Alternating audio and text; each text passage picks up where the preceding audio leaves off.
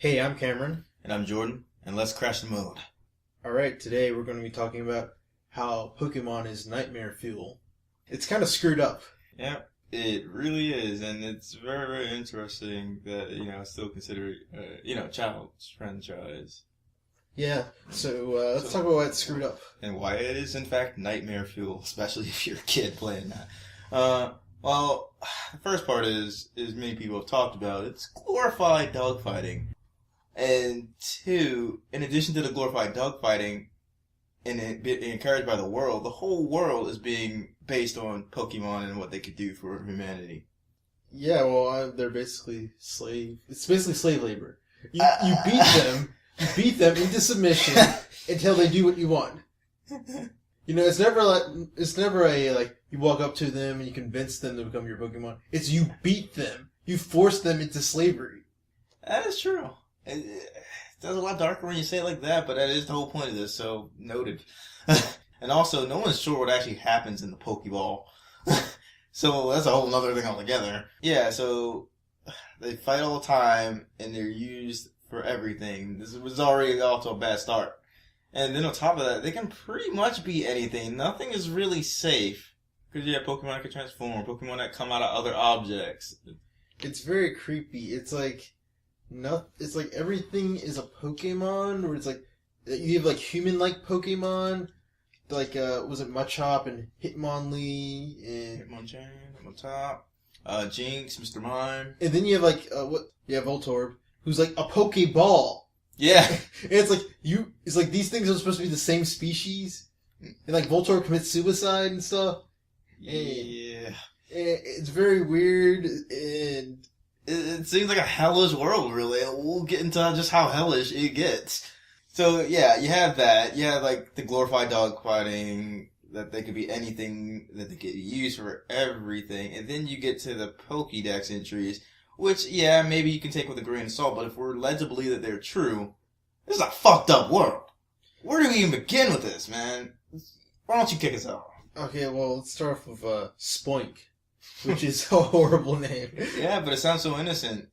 So the Pokedex entry is, Spoink bounces around on its tail. The shock of its bouncing makes its heart pump. As a result, this Pokemon cannot afford to stop bouncing. If it stops, its heart will stop. Which suggests that if its heart stops, it dies. Which makes me wonder about, what happens at the end of the battle. Because if we're to believe this, then if it faints at the end of the battle, it's pretty much fucked. Or if it goes into the Pokeball, it's pretty much fucked. It's just keep capturing it seems like a death sentence to that thing. Imagine if a kangaroo had to keep hopping forever. Yeah, I mean, ever. What if it trips, You want to talk about Lampet? It says, this ominous Pokemon is feared. Through cities it wanders, searching for the spirits of the fallen. It arrives near the moment of their death, and steals spirits from their body. Yeah, that's pretty creepy. So, got a Pokemon that's just waiting for people to die and take their spirit so it can live on. So that means spirits exist in the Pokemon universe. But they've established that. Yeah, okay, so there's an afterlife, presumably. Yeah. Is Lampet essentially depriving people of a peaceful rest in heaven or whatever? Well, and it's keeping them in the human and keeping them in the Pokemon world for all eternity to suffer as a part of Lampet. Well, it certainly would suggest that. And honestly, there are spirits in the games, and they established that, especially even as far back as, Red and Blue.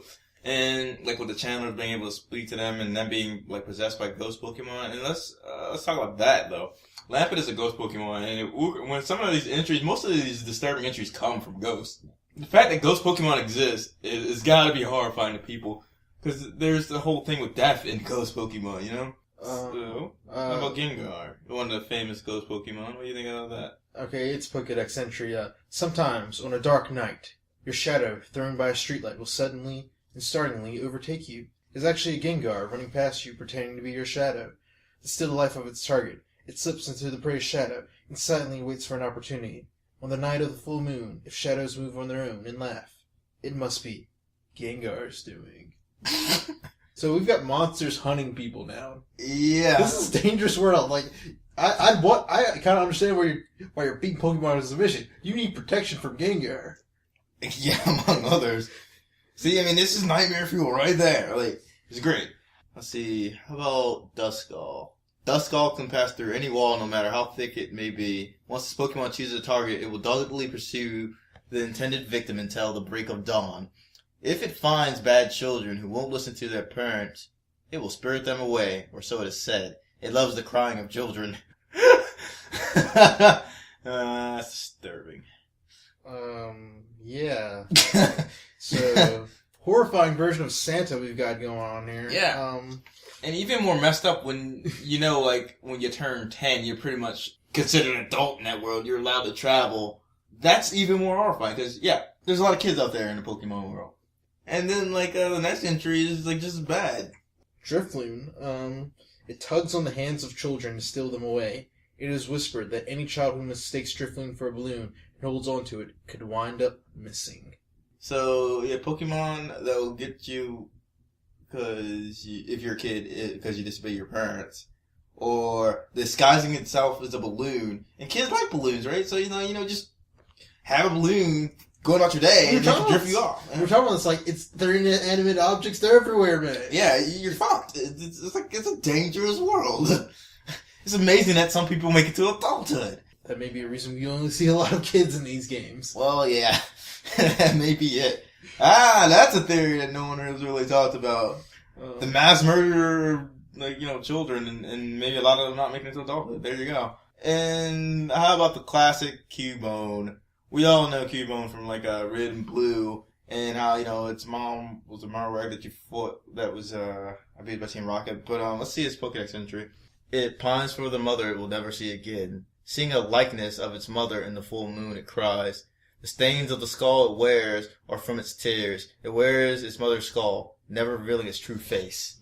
It's kind of sad. And like I said, that plays right into the story of Red and Blue, because Team Rocket were torturing a Marowak and they straight up killed it. You fight its ghost, which that's also another thing that's not fully clear. So they're ghost Pokemon, but they're Pokemon that can be ghosts. Don't question the rules, man. Don't question. I kind of have to. It's crazy. Okay, Kadabra. It's Pokedex entry. It is rumored that a boy with psychic abilities suddenly transformed into Kadabra while he was assisting research into extrasensory powers. And another one. It happened one morning. A boy with extrasensory powers awoke and transformed into Kadabra. So it's holy shit. People can become Pokemon. So yeah, you're basically enslaving people. Forcing them to fight. Yeah. So that makes you wonder, is Hitmonlee and all these other human-like Pokemon possibly transformed humans? In this world, it is quite possible. And then you gotta think, there's something that we're gonna talk about later, the Pokerus, that might contribute to some of that. And then there's all sorts of weird things in this game. If you remember in Red and Blue, there was a guy named Bill. He fused with a Pokemon when he's trying to use the teleporter. Oh, yeah. Yeah, so there's a lot of screwy stuff going on. So yeah, for a while, he's part Pokemon.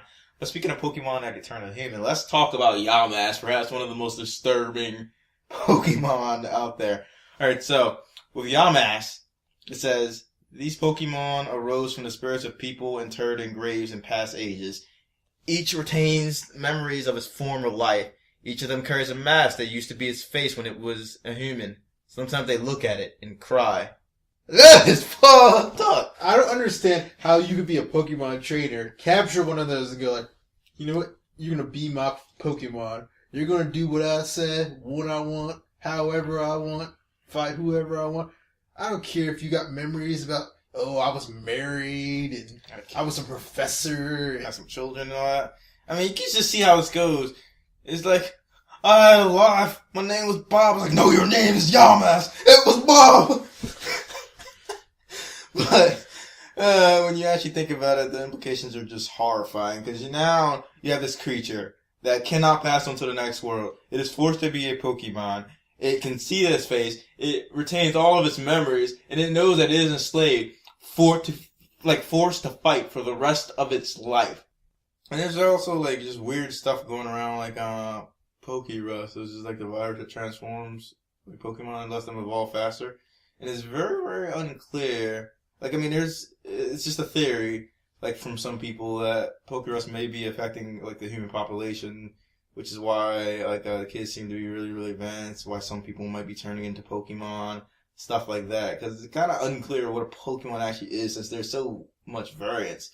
It would seem to suggest that anything that's not human.